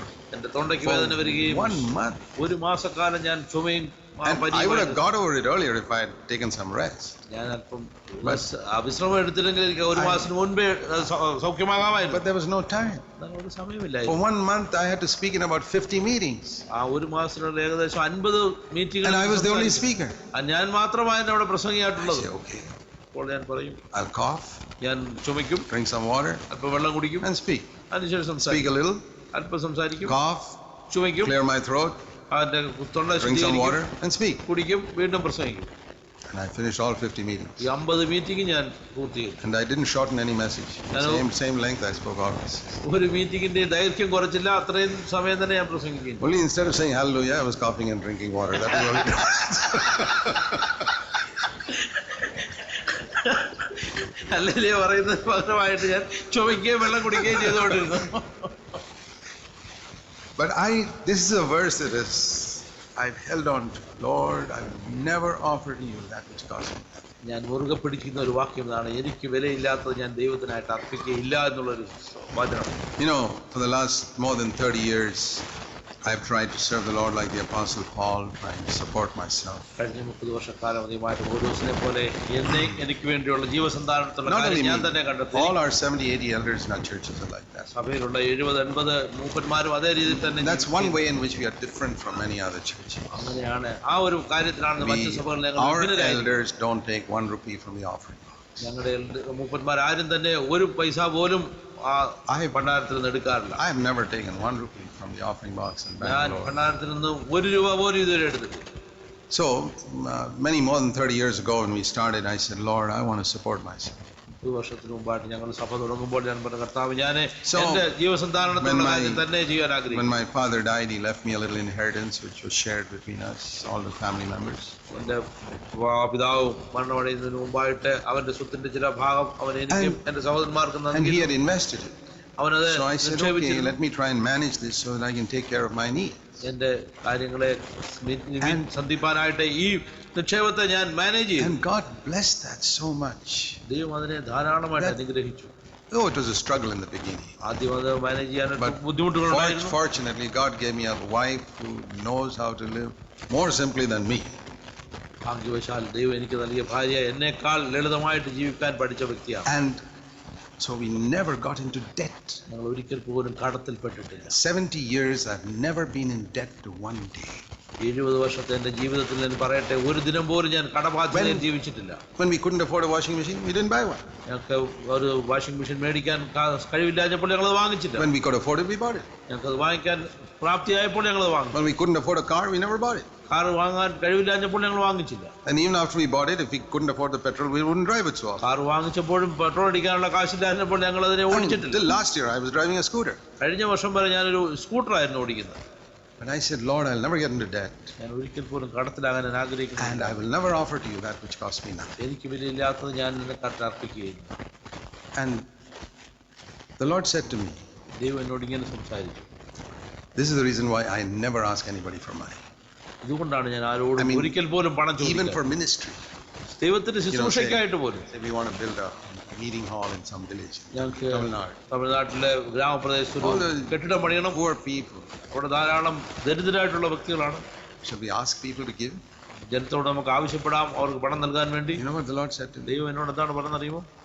As long as there is 1 rupee left in your bank account, you should not ask anybody for anything. 1 രൂപയെങ്കിലും നിന്റെ bank അക്കൗണ്ടിൽ കിടക്കുന്നെങ്കിൽ നീ വേറൊരാളോട് പണം ചോദിക്കരുത് എന്നോട് ദൈവം. I've always had more than 1 rupee in my bank account. എന്റെ അക്കൗണ്ടിൽ എപ്പോഴും 1 രൂപയിൽ കൂടുതൽ ഉള്ളത് കൊണ്ട് ഞാൻ ആരോട് ചോദിക്കും. By the way, today I have plenty. I don't have any need at all. ഇന്ന് എനിക്ക് ധാരാളമുണ്ട്, എനിക്ക് ഇന്ന് ആവശ്യങ്ങളൊന്നും തന്നെ ഇല്ല. But God has blessed us. That's all I can say. എനിക്കൊരു കാര്യം പറയാൻ കഴിയും, ദൈവം ഞങ്ങളെ സമൃദ്ധിയായിട്ട് അനുഗ്രഹിച്ചു. That's the reason why we never send out a report or anything about any of our needs. അതുകൊണ്ടാണ് ഞങ്ങളുടെ ആവശ്യത്തെക്കുറിച്ച് ആർക്കും ഒരു റിപ്പോർട്ട് ഞങ്ങൾ ഒരിക്കൽ പോലും അയക്കാം. We wanted to prove that in a poor country like India, we can still prove that if we seek God's kingdom first, all the other things will be added to us. ഇന്ത്യയെ പോലുള്ള ഒരു ദരിദ്ര രാജ്യത്ത് ഞങ്ങളായിരിക്കുമ്പോൾ മുൻപേ അവന്റെ രാജ്യവും നീതി അന്വേഷിക്കുമ്പോൾ ഞങ്ങളുടെ സകല ആവശ്യങ്ങളും അവൻ സന്ധിക്കുന്നവനാണെന്ന് സാക്ഷിപ്പാൻ ഞങ്ങൾ ആഗ്രഹിക്കുന്നു. We have poor brothers who are elders in churches. ദരിദ്രരായിട്ടുള്ള മൂപ്പന്മാരായുള്ള സഹോദരന്മാരുടെ We have സഭകൾ ഞങ്ങൾക്കുണ്ട്. one brother in one of the poorest villages in Tamil Nadu. തമിഴ്നാട്ടിലെ വളരെ ദരിദ്രമായ ഒരു ഗ്രാമപ്രദേശത്തിലുള്ള ഒരു Wonderful സഹോദരൻ, godly brother, വളരെ ദൈവമായ ഒരു മനുഷ്യൻ, come out from non-Christian religions. അക്രൈസ്തവനായിട്ടുള്ള ബാക്ക്ഗ്രൗണ്ടിൽ നിന്ന് വന്നൊരു സഹോദരൻ.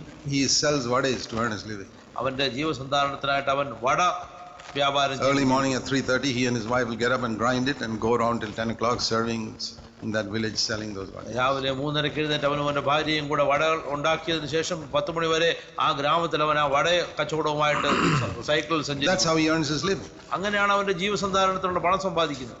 And അതിനുശേഷം Most of the people in that church are very poor. ആ സഭയിലുള്ള പലരും വളരെ ദരിദ്രരായിട്ടുള്ള സഹോദരന്മാരാണ്. So I felt there was a need among some of those people. ഞാൻ ചിന്തിച്ചു അവർക്ക് അല്പ പണത്തിന് ആവശ്യമുണ്ടെന്ന് ഞാൻ ഇങ്ങനെ ചിന്തിച്ചു. So one day in a conference, ഒരു കോൺഫറൻസിൽ ഞാൻ ഇങ്ങനെ I called him and I said, here's some 3,000 rupees. Just use it for the poor people in your church. നിന്റെ സഭയിലെ ദരിദ്രരായിട്ടുള്ളവർക്ക് കൊടുക്കാനായിട്ട് ഏകദേശം 3,000 രൂപ ഞാൻ ആ സഹോദരന് കൊടുത്തു. He said, no brother, there are no poor people in our church. We're all okay. വേണ്ട സഹോദര, ഞങ്ങളുടെ സഭയിൽ പാവങ്ങളായിട്ടുള്ളവർ ആരും തന്നെ ഇല്ല. I said, but I still forced him to take it. I said, you find some poor people and give it. ഞാൻ നിർബന്ധിച്ച് അവരോട് പറഞ്ഞു, സഹോദര നീ ആരെയും പാവങ്ങളെ കണ്ടുപിടിച്ച് ഇത് കൊടുക്കണമെന്ന് പറഞ്ഞു. But I came away from there. ഞാൻ അവിടെ നിന്ന് And മടങ്ങി. I said, Lord, thank you. Thank you that you've given me such brothers from this land. If I go searching with a microscope in Tamil Nadu, I will not find such people. ഇങ്ങനെയുള്ള ദൈവ മനുഷ്യരെ നീ എനിക്കായിട്ട് കൂട്ടായ്മയ്ക്ക് തന്നല്ലോ. Microscope വെച്ച് പരിശോധിച്ചാൽ പോലും എനിക്ക് കണ്ടെത്താൻ കഴിയാത്തവരെ നീ നൽകിയല്ലോ പിതാവേ. God, we only pray, Lord, if there's somebody seeking God-fearing life, bring them to us. ഞങ്ങളിങ്ങനെയാണ് പ്രാർത്ഥിക്കുന്ന കർത്താവേ, യഥാർത്ഥ ദൈവജീവനായിട്ട് ആഗ്രഹിക്കുന്നവരുണ്ടെങ്കിൽ അവരെ ഞങ്ങളുടെ അടുക്കിലേക്ക് കൊണ്ടുവരും. God picks out these choice people, ഇങ്ങനെ ദൈവം തിരഞ്ഞെടുക്കപ്പെട്ട ആ സഹോദരന്മാർ, different here and there, അവിടെയും ഇവിടെയും godly people ദൈവിക മനുഷ്യർ who are leading our churches. I praise the Lord. അങ്ങനെയുള്ള സഹോദരന്മാർ സഭയെ നയിക്കുന്നവർ ഞാൻ ദൈവത്തെ സ്തുതിക്കുന്നു. The Lord adds to the church.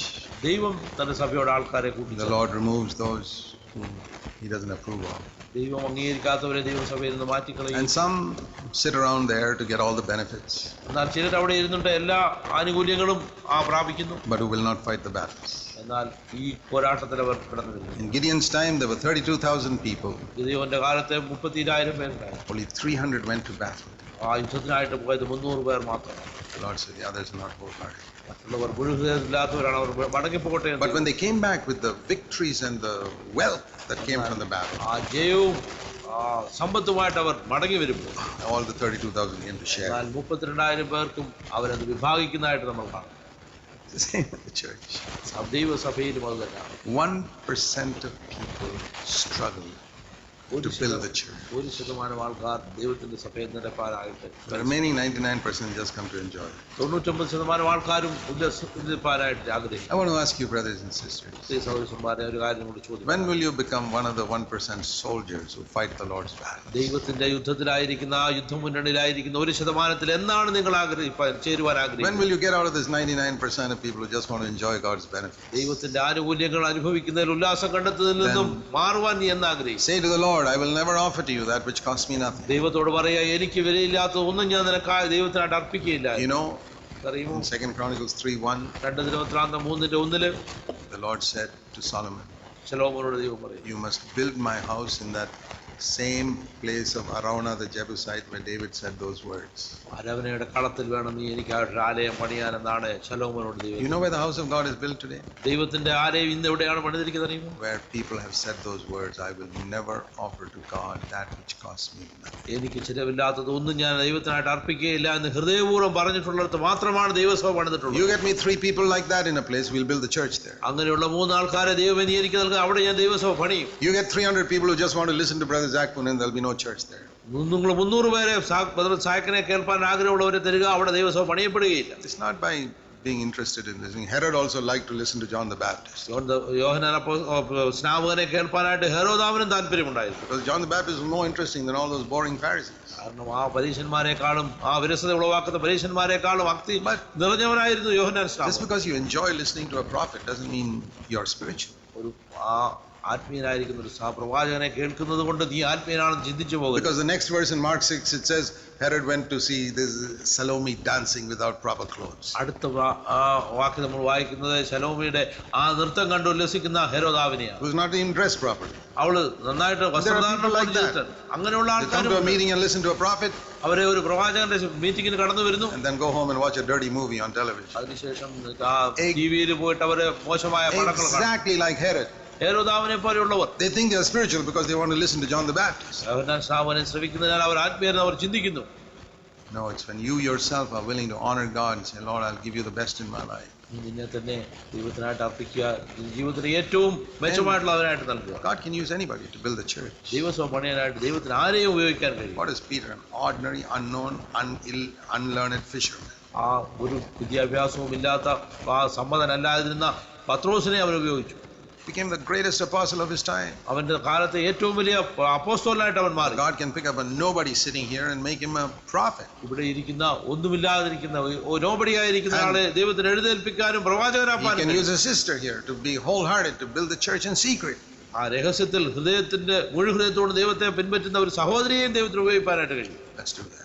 നമുക്കത് ചെയ്യാം. Let's pray. നമുക്ക് പ്രാർത്ഥിക്കാം. Heavenly Father, സ്വർഗീയ പിതാവേ, help us to respond to the word of God that we've heard ഞങ്ങൾ കേട്ട ദൈവത്തിന്റെ വചനത്തോട് പ്രതികരിപ്പാൻ ഞങ്ങളെ സഹായിക്കണം.